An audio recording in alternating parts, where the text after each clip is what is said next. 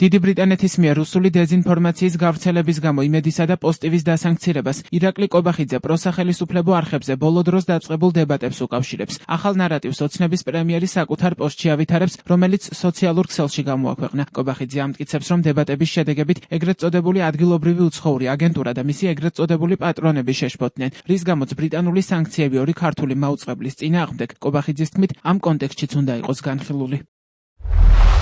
მართალია სუბიექტური ვართ, მაგრამ ვფიქრობთ, მაინც თამამად შეგვიძლია ვთქვათ, რომ დღემდე გამართულმა დებატებმა მკაფიოდ წარმოაჩინა მმართველი გუნდის აშკარა უპირატესობა ოპონენტების მიმართ, როგორც კომპეტენციის, ისე კეთილსინდისიერების თვალსაზრისით. ბრიტანული სანქციები, რომ დებატების ჩაშლისკენ იყო მიმართული, ამას უტყუარად მოწმობს ადგილობრივი უცხოური აგენტების ერთიანი მესიჯბოქსი და მრავალრიცხოვანი განცხადებები, რომლითაც ისინი სანქციებს დებატებიდან თავის არიდების საფუძვლად აცხადებდნენ. გამოდის, რომ 2007 და 2020 წლებისგან განსხვავებით ამ შემთხვევაში მედიის თავისუფლების ხელმყოფისა და დებატების ჩამშლელი როლი არა ნიკა გვარამიამ, არამედ უშუალოდ ბრიტანულმა ბიუროკრატიამ იკისრა, რომელიც თავისი არსითა და შინაარსით ნიკა გვარამიას, ანუ მორალისა და ფასეულობებისგან სრულიად დაცლილი ერთი რიგითი უცხოელი აგენტის დონემდეა დასული. თუმცა 2007 და 2020 წლებისგან განსხვავებით, დღევანდელი ვითარება იმით განსხვავდება, რომ დღეს ქართული საზოგადოებაც და ქართული სახელმწიფოც ბევრად უფრო ძლიერია და საქართველოში მედიის თავისუფლებისა და მედია პლურალიზმის ხელყოფის შესაძლებლობას არავის მისცემს. შესაბამისად, საზოგადოებას მომავალშიც ექნება სრული შესაძლებლობა მოისმინოს განსხვავებული მოსაზრებების სხვადასხვა საკითხის შესახებ და მიიღოს ინფორმირებული გადაწყვეტილებები საკუთარი ქვეყნის ბედთან დაკავშირებით.